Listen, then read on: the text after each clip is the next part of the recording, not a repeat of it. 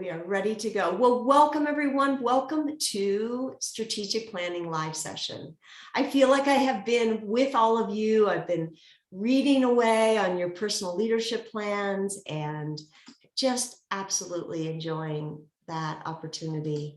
I wanted to start with a couple updates on that.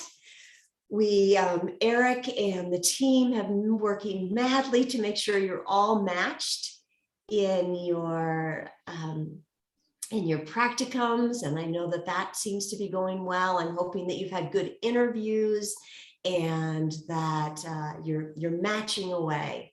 I've heard about a couple of them. I'm super excited about the projects you're going to be doing. I know some of you are already in conversation with your practicum host, so I think I'm just thrilled. And again, thank you to Eric and to the IREX team, all the work that they've been doing to get us ready for this next step.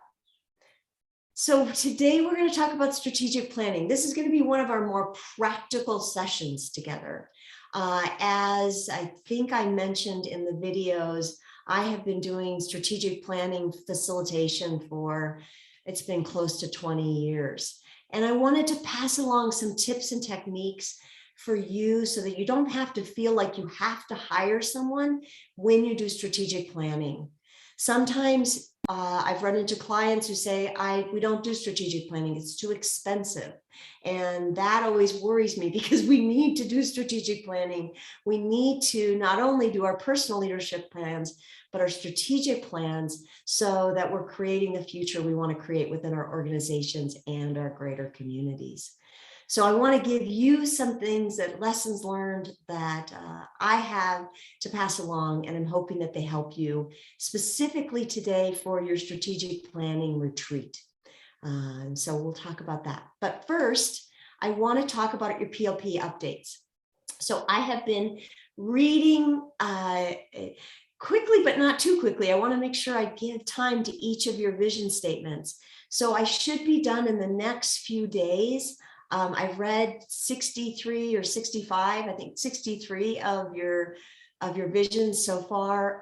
And so plan within the next few days. If you haven't gotten, they're coming.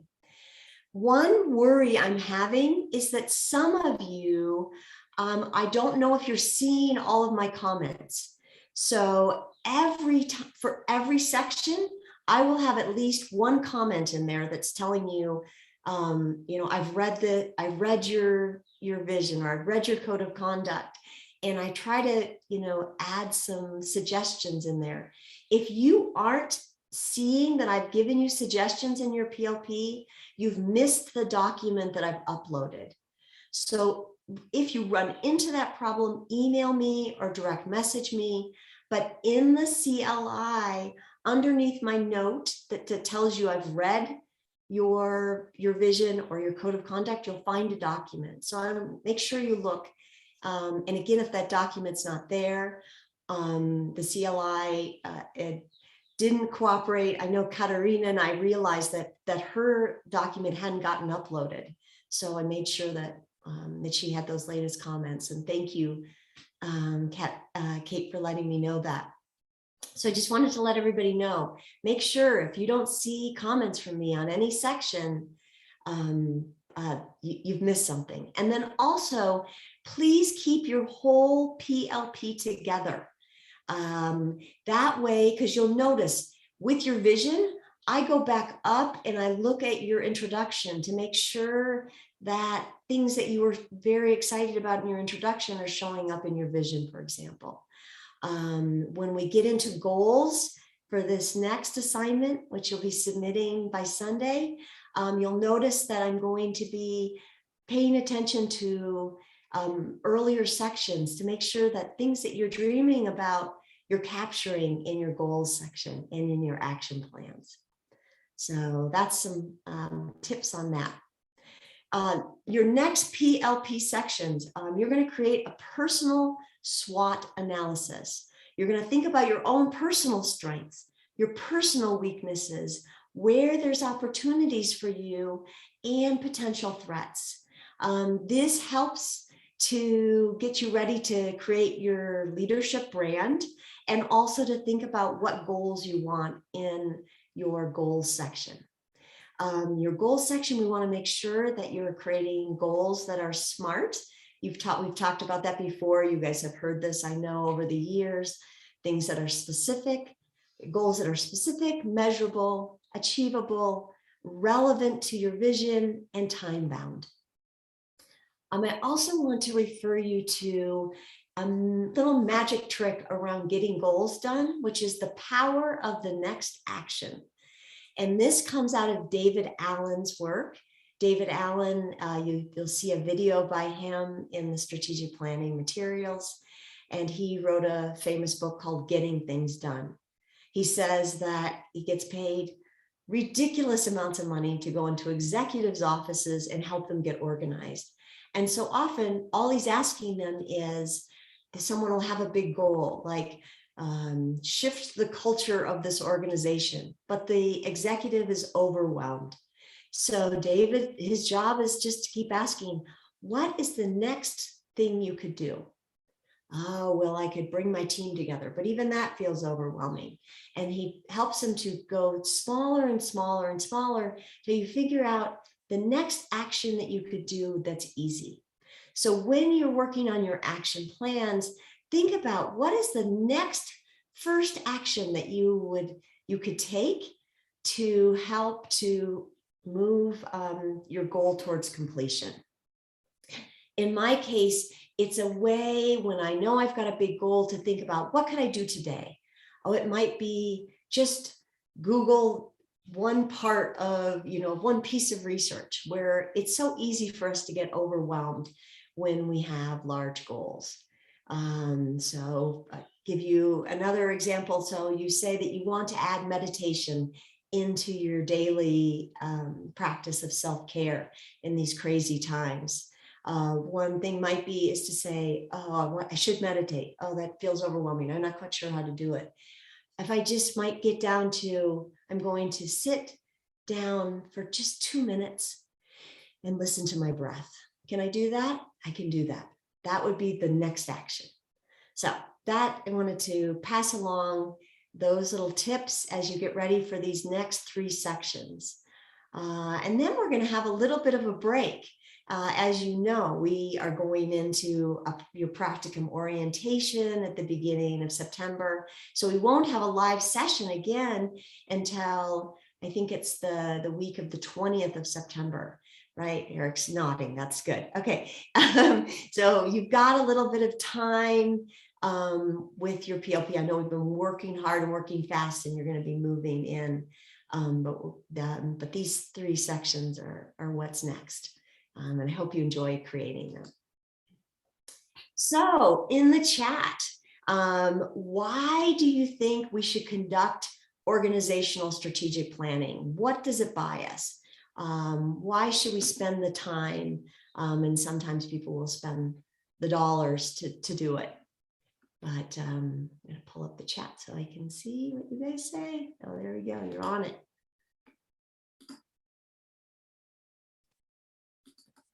There we go. Love it. It's a roadmap to success. We know where we're going to ensure sustainability, to guide our actions. They're not coming in fast. To focus on priorities, to turn our visions and dreams into reality. You all should read all of these. These are amazing. To be focused and efficient, to identify the dreams. Exactly. You guys have vision in here a lot. To make good use of our resources in the best way. Absolutely. Oh, these are great. Yes. Yeah.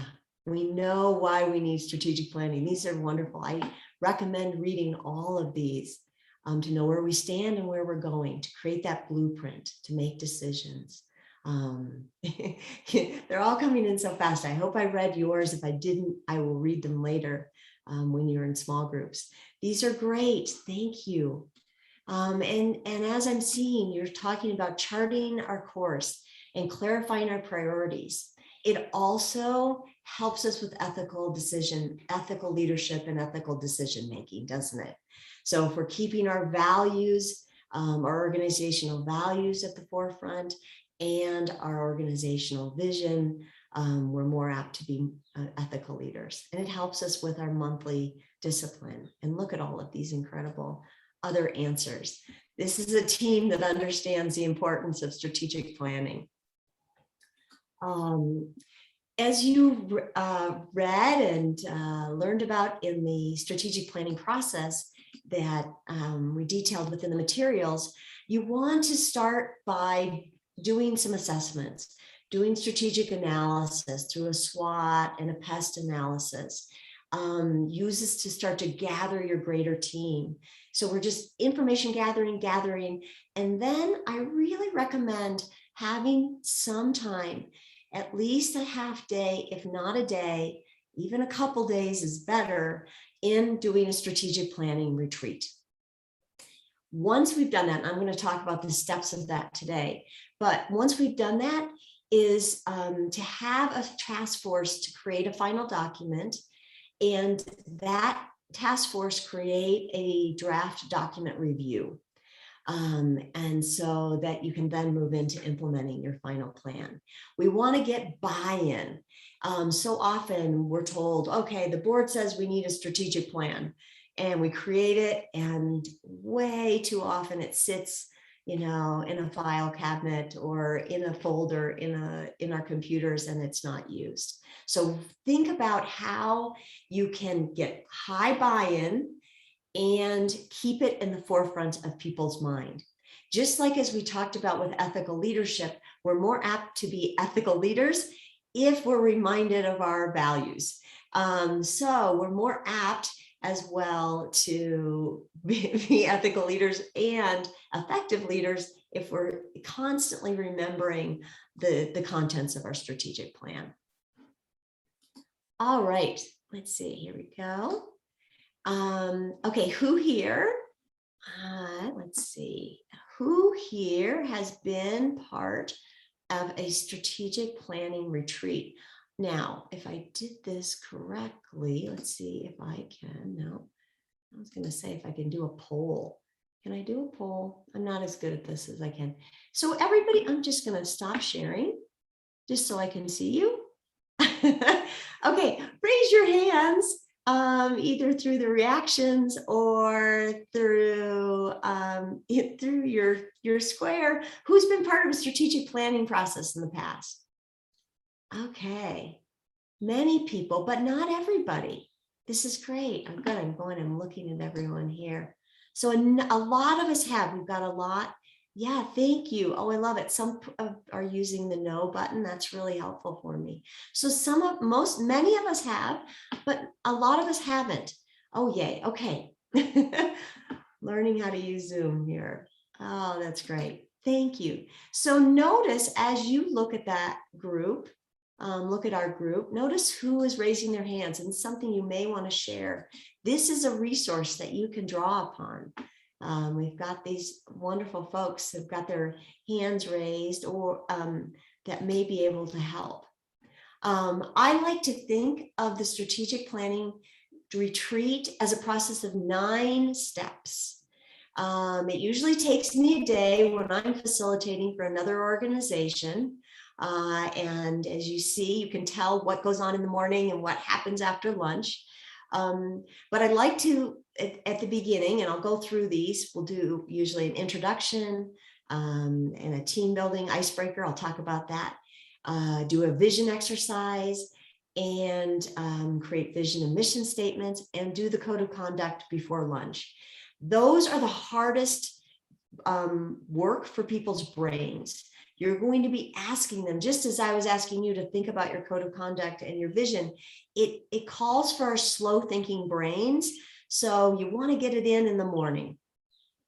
Then in the afternoon, we move into taking those components and moving them closer into reality through objectives and strategies, goal setting, prioritizing, and I'm going to talk about all these, and then getting people committed through task force. So just as when we started to think about visioning, I love to use this exercise, and I'm pass it along to you all, is you bringing the team together and your stakeholders that you bring to your strategic planning retreat, maybe board members, key members of the staff, if not all the staff, founders, sometimes you want to be there. Think about who is deeply invested in this organization. And I like to start with, after you've gone around, do some fun icebreaker that brings people together to get to know each other. Could be, one fun thing that people might not know about you, or break them into small groups and have them do something fun just to get people connected before they start. Then I go right into this vision exercise. So it's really another icebreaker.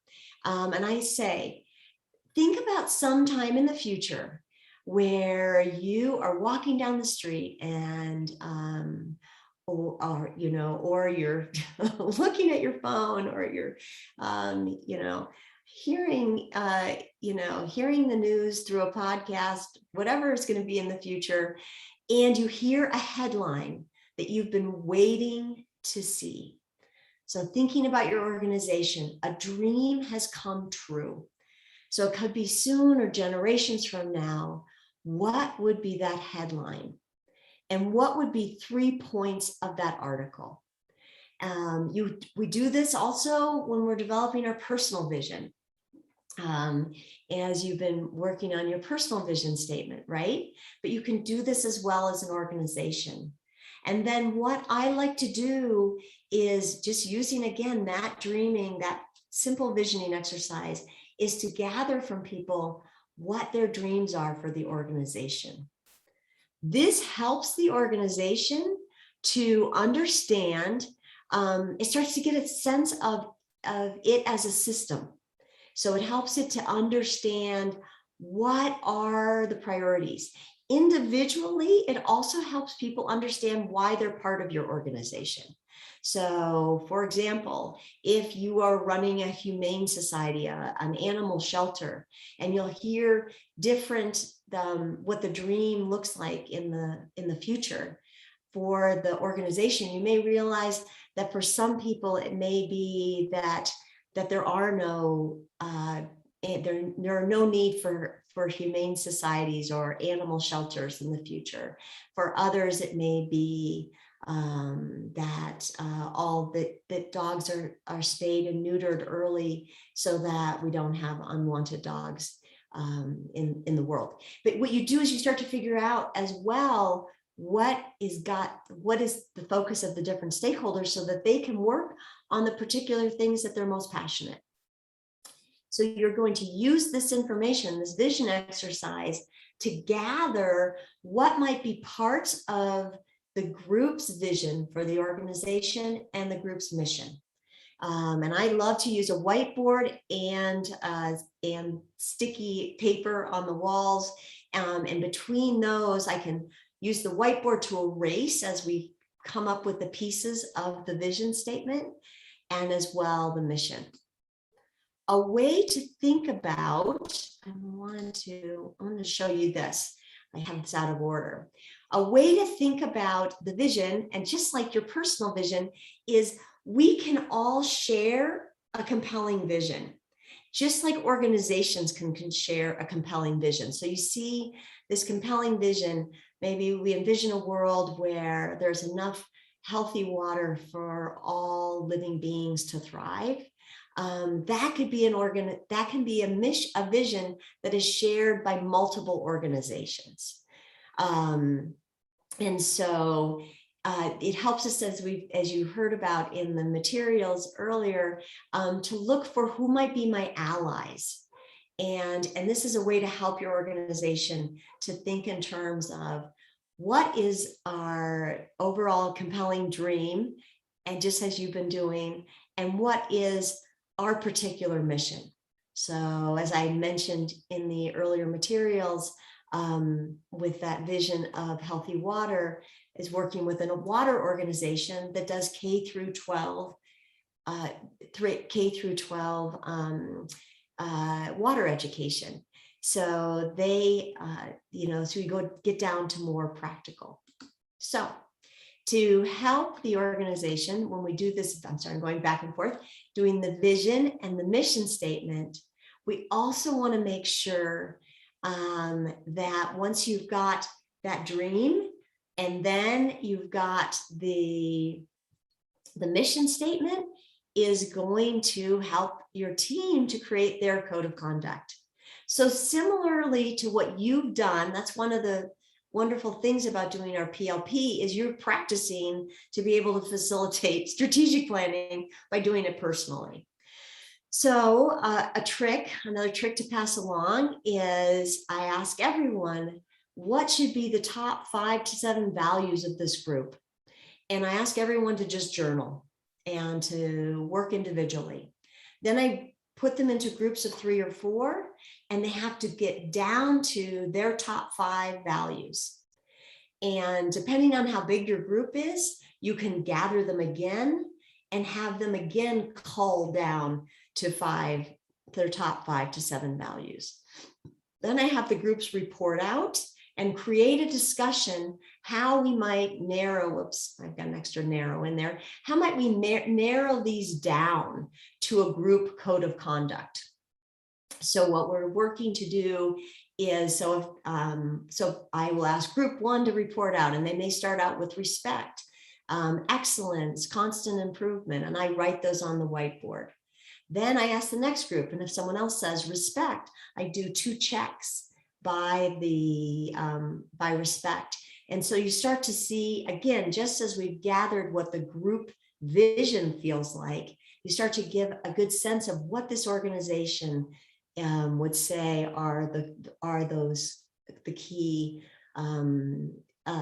values in their core values in their code. And one way, if someone says respect, I might say, well, Eric, tell me what respect means for your group.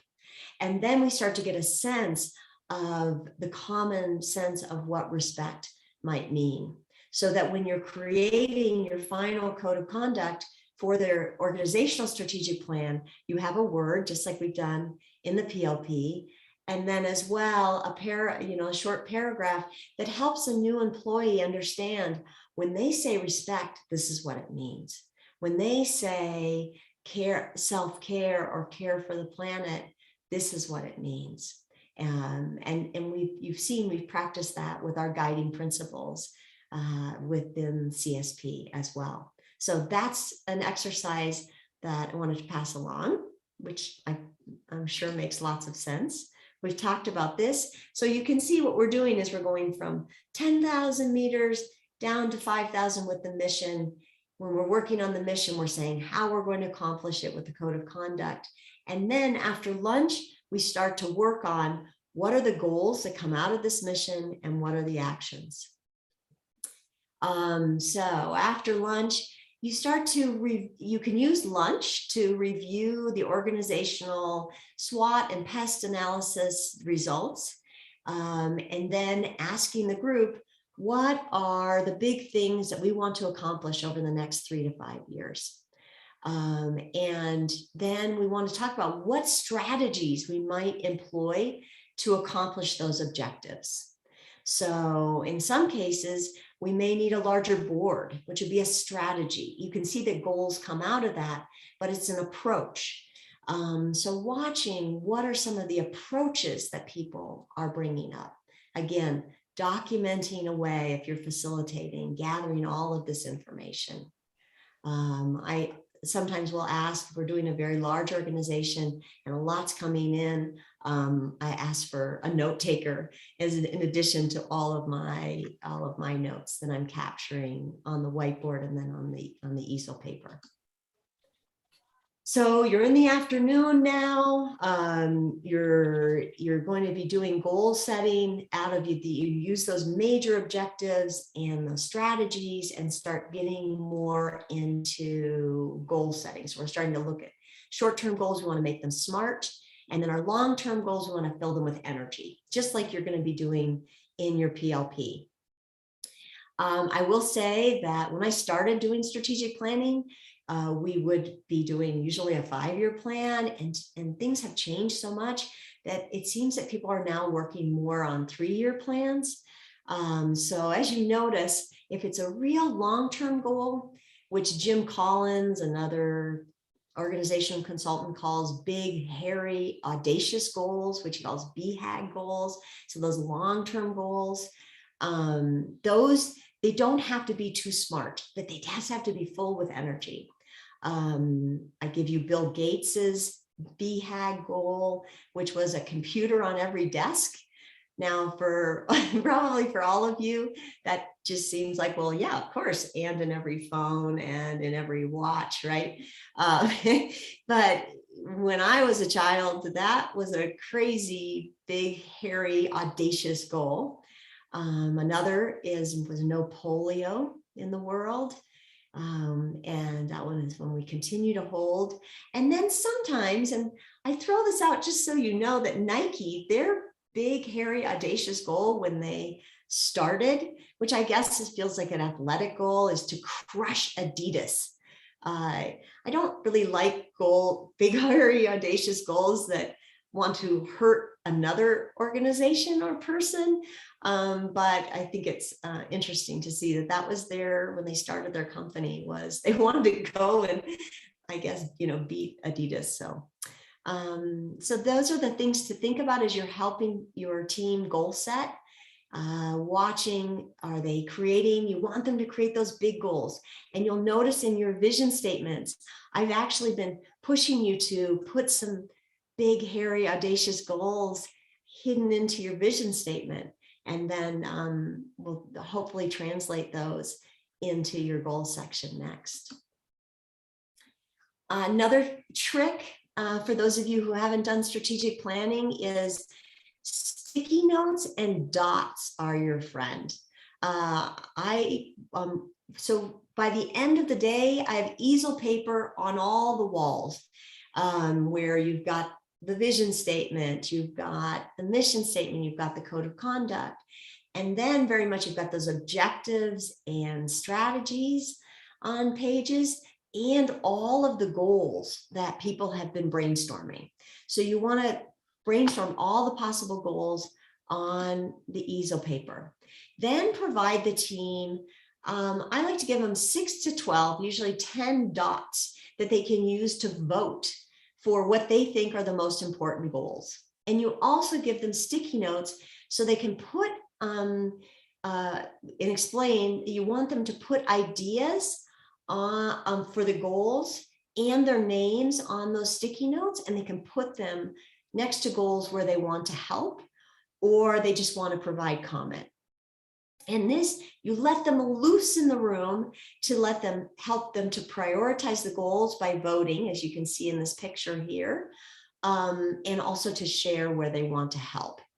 This is fun. It's the end of the day. People are tired, but it's a way to energize the room and to start to gather where the priority is, because this can start to feel overwhelming. People can feel like, wow, there's just way too much information. They go, we have all these goals, but we're not going to get to them. So we need to begin, just like the power of the next action, we want to chunk it down and figure out what we're going to do next. Then what I do, this is me actually doing this at a retreat, I like to confirm the teams with the group, the team's top priority goals. And I start to ask questions so that we get commitment from people. So I ask, when should this goal be complete? Because usually people haven't made it smart with a due date. How can we make it smarter? Who's interested in just helping to get this goal going? Sometimes if you ask them to lead it, they might back off. But it's to figure out who might want to help on the particular goal and see if you can get it a little smarter. And then again, I'm documenting all of that so that we have all those results in the final planning document. Then the day is done. And people are tired, but usually are feeling pretty good. You're going to create this strategic planning document. I gave you a handout on this as well. But you want to have an introduction, an executive overview, executive summary within the document. You may give a bit of the history of the organization there. We put in the organizational vision and mission statements, obviously the code of conduct, these objectives, everything that you've worked on. And then putting all of the details in the appendices can be really helpful. This is a plan that you can then use as a potential business plan to gather funders. And it is a way to show your funding organizations that you know what you're doing and why they should continue to fund you. So a couple more tips, because I want to make sure you get time in small groups and that you get to learn from one another as well. And I've been talking very fast, so we'll make sure we have time for questions afterwards. But the planning process, and I talked about this earlier, the planning process is as important, if not more important than the document. Some organizations think they want to just give strategic planning to a task force and send them off into another room. What you lose with that is engaging your team in the vision, in the mission, in the values, so that they own them. You want to, it also engages them and gets them to buy into the goals that you've created. If you can get someone to be an impartial facilitator, and wonderful CSP family, you have one another potentially sometimes in your countries, it can be a great gift so that you can participate and not be seen as though you're partial to one person's ideas or another. So one of the things that I've seen organizations do is executive directors trading and supporting fellow executive directors so that they can have an impartial facilitator there. Please return to the components of your strategic plan weekly, monthly, and annually if you can. Weekly through your status meetings, monthly through maybe even your team meetings, and then annually going through that strategic plan and making sure that you're getting it updated and revised. Again, how do we keep it in the forefront so that it's used often? Some of my clients that I found have had a great success is to create a planning dashboard, which is just a weekly, weekly letting people know. It can be online or something that's printed out. I'd rather have it online so we're not wasting paper. But, this week, and at the top, you have the vision, mission, and values. And, here we are on our major goals our major objectives that we are trying to accomplish this year. So if there's, maybe you're trying to get 500 new volunteers for an organization. I'm getting that was very bold. But you might on your dashboard say, we've got 200 as of July. So what are maybe some of the metrics that you can use to let people know that we are working, these are the goals we're working towards, and here's where we're going. Maybe doing a campaign to build a building. How are we doing on the fundraising dollars? So having a dashboard can help people having their focus on those goals. All right, so coming back to all of you, let's see, coming back to all of you. Whoop, I wanted to make sure that you hadn't put anything in the chat. Oh dear, sorry. Whoop, there we go.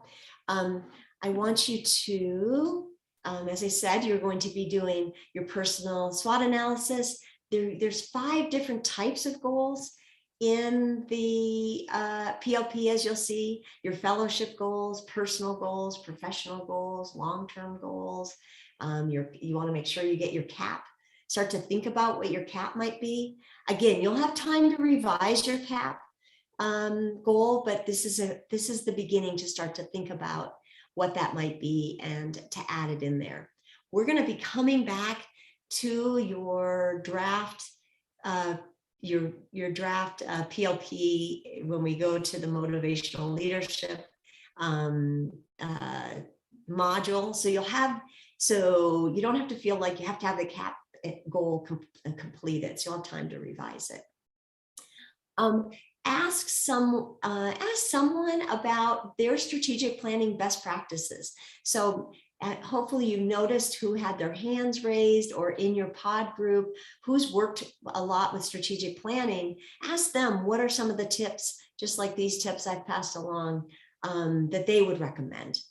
And you're going to write as well a one-page memo to your home organization, just one more of those, on how we might improve our strategic planning, or to encourage strategic planning. And hopefully, again, you reflecting through this memo will help for you to provide those reflections to your organization and have it to be even more successful. Find a pod member to review everything with, if you would. It's always nice to get feedback from one another, and then submit in the CLI. All right.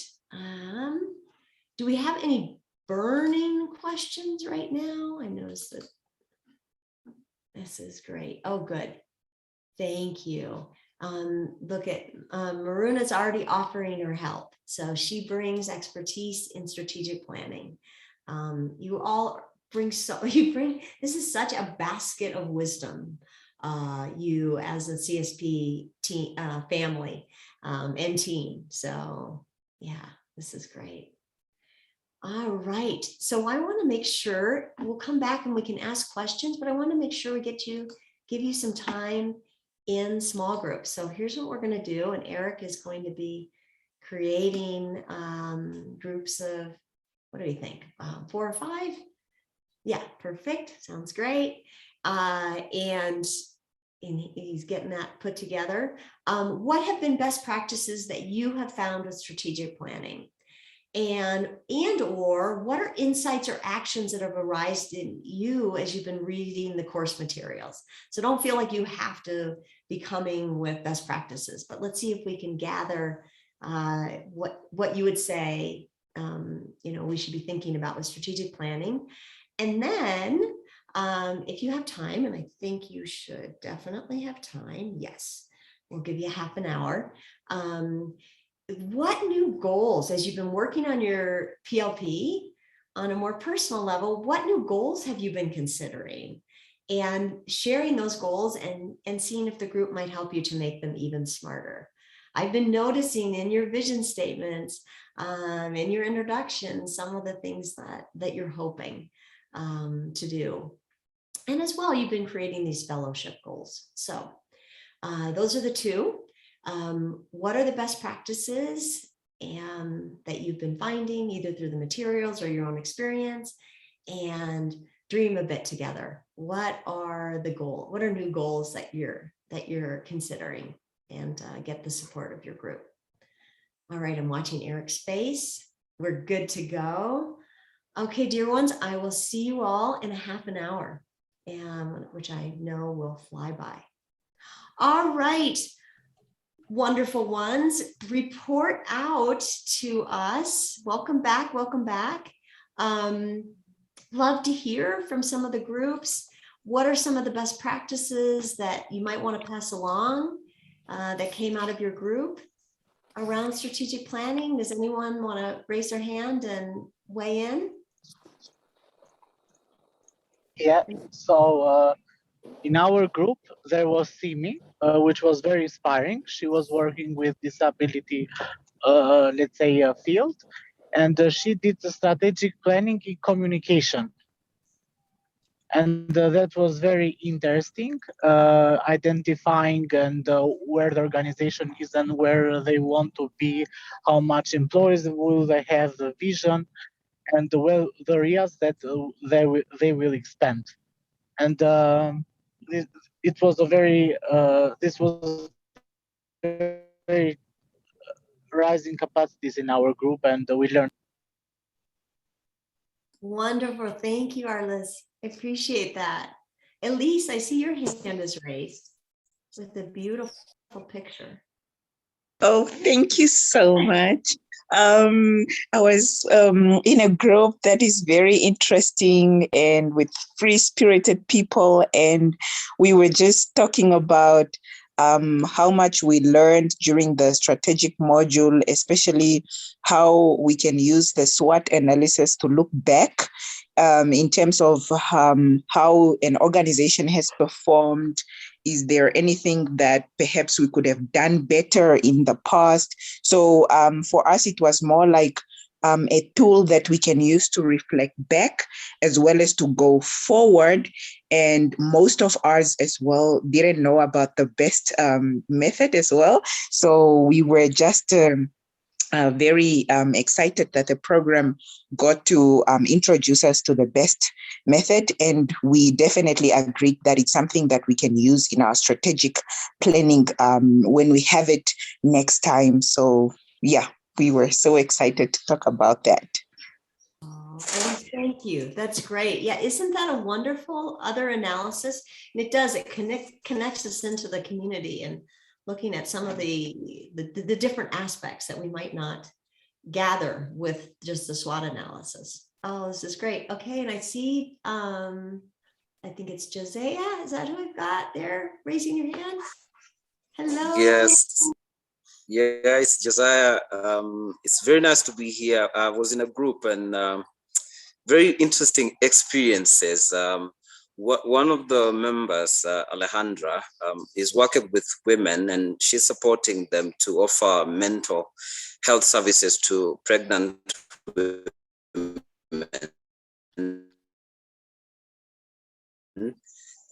And learning mental health experience, understand the needs of what mental health really is about, and therefore build on her experiences to kind of have a vision of what kind of activities to do with the women. So I thought this is very profound because learning from one's experience, including one's own childhood, was really a great experience. And then we also had Rawan, who was working in the film industry.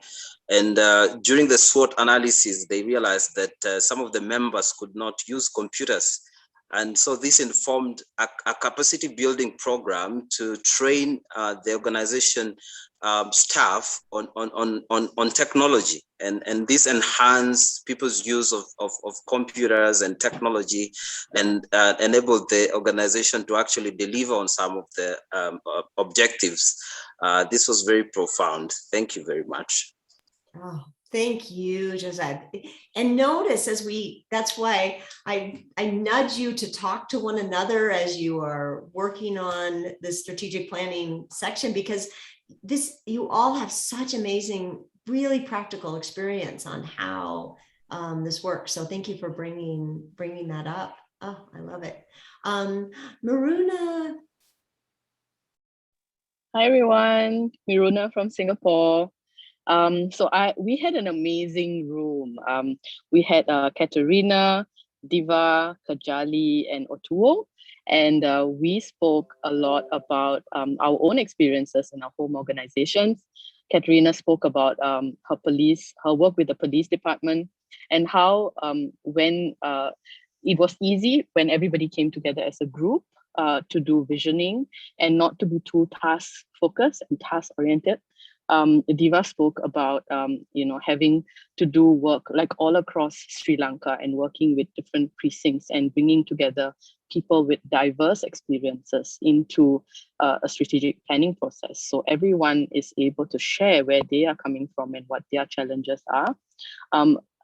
The amazing thing that happened in our room was that after sharing all our best practices, we realized that actually the best practice ever is really to do a personal strategic plan, because it is only when you are able to understand what your vision is and what your strategic plan is, and you serve yourself, you are then better able to serve others and others in the community, others in your home countries.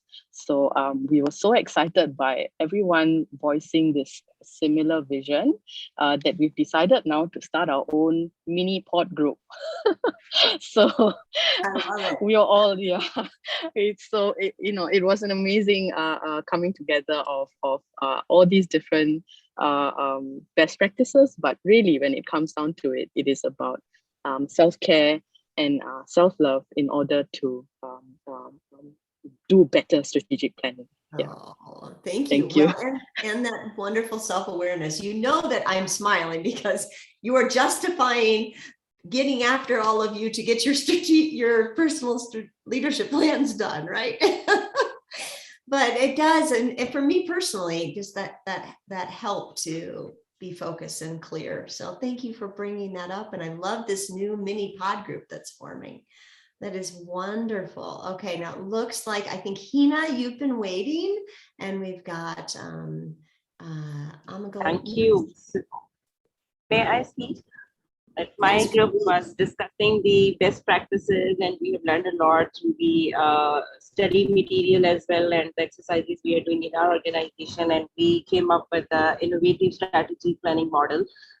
It is basically we cannot rely on a single analysis tools and techniques. So we should be able to, involve different kind of tools and techniques, like my organization do the best analysis and the SWOT analysis both, to anticipate the external factors that might affect the project or the internal factors as well.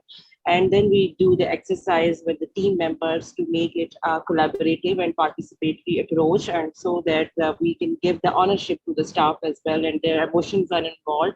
And my group also discussed this because at the end of the day, the leaders are the main part of the organization, the senior membership are developing the plans and visions and visions, but at the end of the day, staff is the main key player who is structuring the thing and who are making the things done.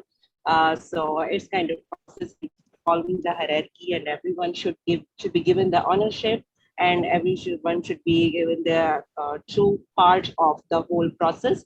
So it's kind of a road or a map that we start from the aligning our priorities, making the decisions, allocating the resources, and measuring the impact.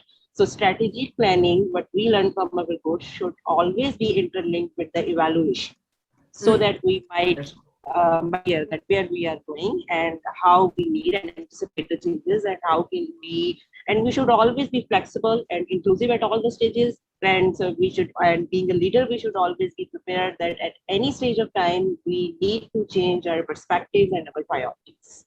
I love it. So that's from my. Oh my gosh. Well, and I love you brought up the importance of M&E, of monitoring and evaluation. And I know a number of you in this group have expertise in that. I believe we're going to have an elective, Eric, on monitoring and evaluation. Am I remembering that correctly? Yep, one of them is on measuring impact. So Sure. I'm not entirely sure what the content will look like, but I know we're bringing in at least 2 M&E or monitoring and evaluation and learning experts here at IREX to deliver the content. So it'll be really cool. Awesome. Awesome. But thank you for bringing that up. Critical as part of it all. And I thank you for connecting all of those pieces together, Hina. As always, I love watching you hold all these conceptual frameworks and gather them together. It's wonderful. Because I'm an air personality. There they were. I love it. It's wonderful. Thank you. Thank you for sharing all that with us. Amago, and I think Clara at one point, we had Clara as well. So Amago. Yes, thank you. We had a very interactive discussion about insights that we had after reading the course material, and most of us agreed that we realized where the problems lied in the company, in organizations where we work. So the main problem was that the strategic planning was done from top to down, so without involvement of all members of the organization. So what we decided, actually, most of us have put some action plans. Based on the knowledge that we learned now, to go back and challenge those points, and trying to get buy-in from the leadership, and engage with wide stakeholders, and involve everyone. So we also agreed that in one of the countries from our group, unfortunately, in some grassroots organizations, it's not very welcomed when the initiatives, ideas are not welcomed. So that is another challenge that we need to overcome. It's very great when employees' opinions are regarded and respected, and if top management is interested in all that. But unfortunately, yeah, there are some other bureaucratic issues that hinder the progress. But yeah, we are all very excited, and actually have added this onto our next goals. Working on this. Yeah. Oh, it's so good. So you bring up a wonderful point, which is sometimes I am brought in as a consultant into organizations for the specific reason that someone within the organization has they've run into your struggle. And so one of the tricks is to invest in a consultant that can come in and basically say what needs to be, what the employees are trying to say, but isn't being heard, right? Which is, you want to get high employee buy-in. So I do giggle. Sometimes I'm saying the exact same thing that employees have been saying for years and years, but the leadership can't hear it until it comes from the consultant that appears. So that can be a trick. It's not that we can't do these things on our own, but sometimes it takes that extra person to come in and change the hearing of our leadership. So thank you for bringing exactly. that up. Thank you very much. I mean, I think you have so many years. I exactly brought that example in our discussion. So when I worked in a private sector, it was exactly like that. Now I work for public sector, so it's quite different. So yeah. Your trick is to go find a good consultant that the bosses will listen to, that will then get what is true, which is this importance of getting high buy-in and insight from the incredible team. Our team, if we think of our organizations as living, breathing beings with two sets of eyes for each part of us, there's so much that we can gather and that we want to be able to bring in. It's not just one set of eyes from the leadership, but it's all these sets of eyes that are able to gather. I want to make sure, Clara, you've been very patient. Thank you so much. Most of what I wanted to say, I think you noticed I was putting my hand up and down, is because it's been said by Mirona and the others. We noticed how it's the up, down, up relationship that strategic planning is. It involves everybody. And whether you like it or not, by the time the process ends, you will know the vision, you will know the mission of the organization. So you'll be able to participate in the activities fully because you understand where you're going, considering where you're coming from. You'll have done your SWOT analysis, so you'll be able to know and how to harness. And then the other thing we noticed was how we should embody strategic planning in everything that we do, from both a personal and professional level. Yes. So it starts from you, the individual. Manage your plans strategically, and then you'll be able to, pour it into what you're doing with the organization.